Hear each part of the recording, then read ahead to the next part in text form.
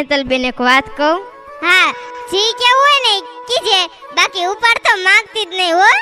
જો પેલા જ કહી દઉં છું, પહેલી તારીખ સિવાય 1 રૂપિયો નહીં મળે હો. અરે હેતલ દીકરા, તમે પેલા એમની વાત તો સાંભળી લ્યો કે ઈ શું કહેવા માંગે છે. તમારી અને વંદુની વાત જ તે ગધેડાને તાવ આવે ને એવી હોય છે. સારું હાલ બોલ, પણ મેં કીધું ને તું યાદ રાખજે. અરે હેતલ બેન, એ તો હું એમ કહું છું કે આપણા બાજુવાળા મયુરી બેન એક વખત એમ કહેતા હતા કે હેતલ બેનના બેન સાથે એમના ભાઈનું માગું નાખવું છે. જો હેતલ બેન કે ને તો એક દિવસ રૂબરૂ વાત કરવા આવવું છે. અરે દીકરી, એ તો હારી જ વાત કહેવાય ને. તો એનો ભાઈ કરે છે શું? લે, એનો ભાઈ તો મોટો સાહેબ છે હેતલ બેન. અને મયુરી બેન તો એમ કહેતા હતા કે મહિને 50,000 રૂપિયા તો પગાર છે.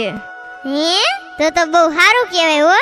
તો હે વંદુ, આવું સારું ઠેકાણું હોય તો મારી બેનનું કરવાનું જ છે. તું તાર મયુરી બેન આગળ વાત હકાલ છે. અરે હેતલ બેન, એમાં શું, હું એમને કાલે જ અહીં બેસવા બોલાવું છું બસ. અને આમે મયુરી બેન તો બહુ સારા માણસ છે અને એના સ્વભાવ અને એના સંસ્કારના આખા ગામમાં વખાણ થાય છે. હા ઓ દીકરી, મયુરી બેનની વાત ન થાય ઓ દીકરી. દાદીમાં તમે ઘડીક શાંતિથી બેહો તો. અને આમ જો વંદુડી, આપણે કામ જેમ તેમ થોડા સવી, ગામ આખામાં આપણું જ ખોરડું મોટું છે હો. હા, એ તો સેજ ને હેતલ બેન, એ લોકોને સંસ્કારી અને ખાનદાની છોકરી જોતવી છે. બાકી આવા નોકરીવાળા છોકરાઓને તો સામેથી માગા આવે. કાંઈ વાંધો નહીં વંદુ, તું તાર કાલે જ તે મયુરી બેનને બેસવા બોલાવશે. આપણે વાત તો કરવી. આવું સારું માગવું હોય તો જવા થોડું દેવાય. હા, તો એ કાંઈ વાંધો નહીં. હું આજે જાઉં ને એટલે મયુરી બેનને કાને વાત નાખતી જઈશ.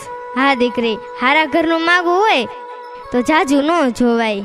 હા દાદીમાં, એટલે જ ને હું એમને આજે જ વાત કેવરાવી દઉં છું. તે હારું હેતલ બેન, તો હવે હું જાઉં છું. અને આમે મારે હવે જવાનો ટાઈમ પણ થઈ ગયો છે. હા વંદુ, જા તું તાર તું, પણ આ વાત કરવાનું તું ભૂલતી નહીં. ભલે હેતલ બેન.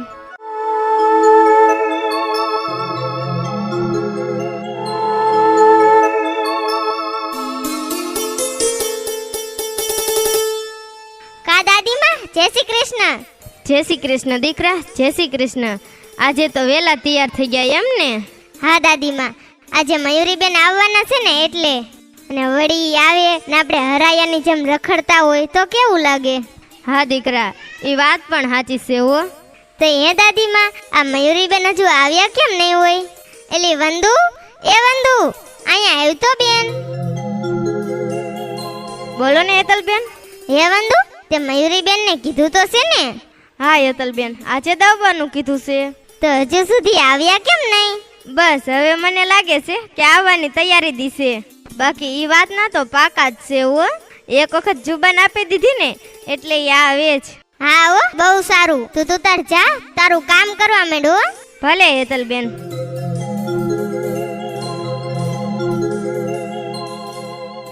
એ જય શ્રી કૃષ્ણ હેતલ બેન. લે આવો આવો મયુરી બેન, આવો આવો. જય શ્રી કૃષ્ણ બાપા, જય શ્રી કૃષ્ણ. બેહો બેહો. જય શ્રી કૃષ્ણ દાદીમાં, જય શ્રી કૃષ્ણ બાપા. આવો આવો. શું હાલે હેતલ બેન? બાકી તો બધું મજામાં ને? બસ હો મયુરી બેન, પરમ શાંતિ છે. તમે હમણાં અહીંયા નવા રહેવા આવ્યા એટલે આપણી જાજી ઓળખાણ નથી. બાકી આ હેતલને અહીંયા આજુબાજુમાં કોઈ ઓળખતું ન હોય ને એવું બને જ નહીં. હા બેન, હવે તો ઓળખાણ વધશે ને. આ તો મને વંદુએ વાત કરી હતી કે હેતલ બેનની નાની બેન બહુ સારી છે.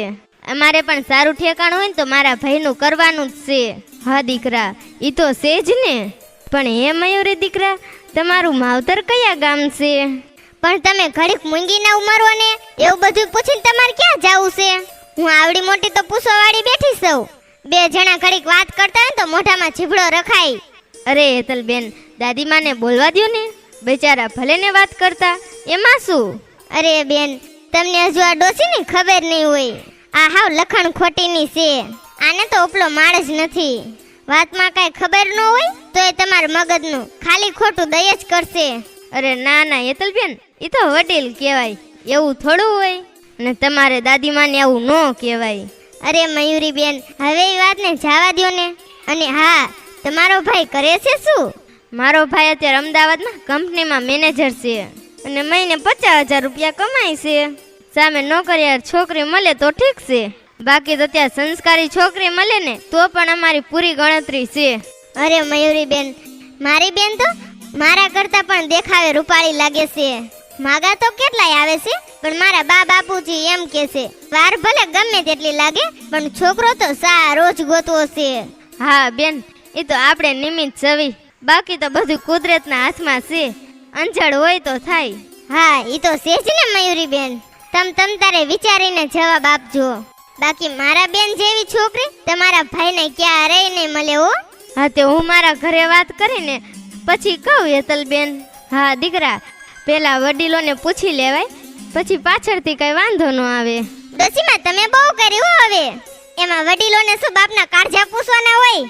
આ તમારા જેવા ગઈઢાને શું ખબર પડે? ના હેતલબેન, દાદીમાની વાત સાચી છે, વડીલોને પૂછવું તો પડે જ ને. ના ના મયુરી બેન, હું એમ નથી કહેતી કે ન પૂછવું પડે, પણ આ અમારા ડોસીમાં જેવા હોય ને તો એમની વાત માનવી ને તો ક્યારેય છોકરા છોકરીઓનો તો થાય જ નહીં. સારું હેતલબેન, આજે હું થોડીક ઉતાવળમાં સૌ, પછી નિરાંતે આવીશ હો. હા તો આવજો મયુરી બેન. ને હવે આમે પાડોશી થયા છો તો ક્યારેક અમસ્તા પણ બેસવા અવાય. હા હા, ચોક્કસ આવીશ હો હેતલબેન. સારું દાદીમા, પછી તમે પણ આવજો અમારા ઘરે બેસવા. ભલે ભલે દીકરા, આવીશ હો. સારું હેતલબેન, તમે પણ આવજો. ભલે મયુરી બેન, આવજો હો. હા દીકરા, આવજો હો બાપા. ભલે દાદીમા.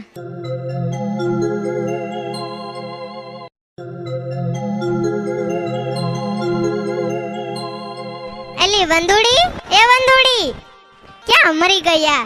જવાબય નથી દેતી. આય રે હેતલબેન, ક્યાંય નથી ગઈ. બોલો ને, શું કામ છે?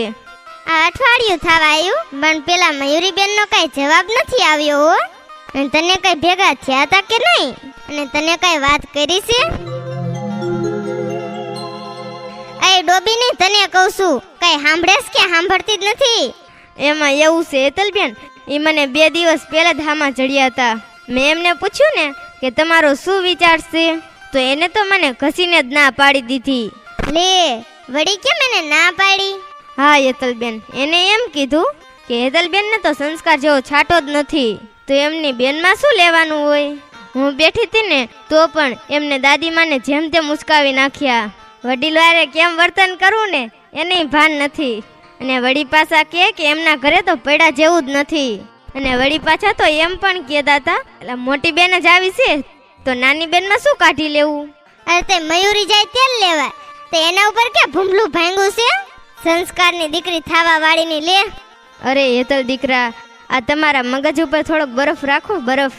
આ બધું તમને અત્યારે નહીં સમજાય, બાકી મયુરી પારખું બાઈ છે. એને તમારા વર્તન ઉપરથી જ નક્કી કરી લીધું કે તમારો સ્વભાવ કેવો છે. તે હું શું કઈ ડાકણ કે ચુડેલ છું કે પછી કોઈને જીવતા ભરખી ગઈ છું?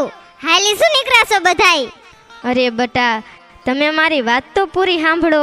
જો તમે તમારા હાહુ સામે પણ આમ બેફામ બોલો તો એ તમારી કિંમત કરી જ જાય ને. તમારી બેન ત્યાં હારે જઈને મયુરીની માં હારે જઈને આવું વર્તન કરે તો એ મયુરીને થોડું કાંઈ પોહાય. અને હા દીકરા, કાયમ વડીલોનો આદર કરતા શીખો. દીકરા દીકરીના સંબંધમાં કાયમ માણસ બંગલા જ નથી જોતા, અમુક માણસો સંસ્કાર પણ જોવે છે. હા તો હેતલબેન, દાદીમાની વાત 100% સાચી છે. મયુરીબેન પણ એવું જ કહેતા હતા. હવે તું દોઠડીની થામા અને જા, જઈને તારું કામ કર. મારી બેન કઈ કુંવારી નહીં રહી જાય.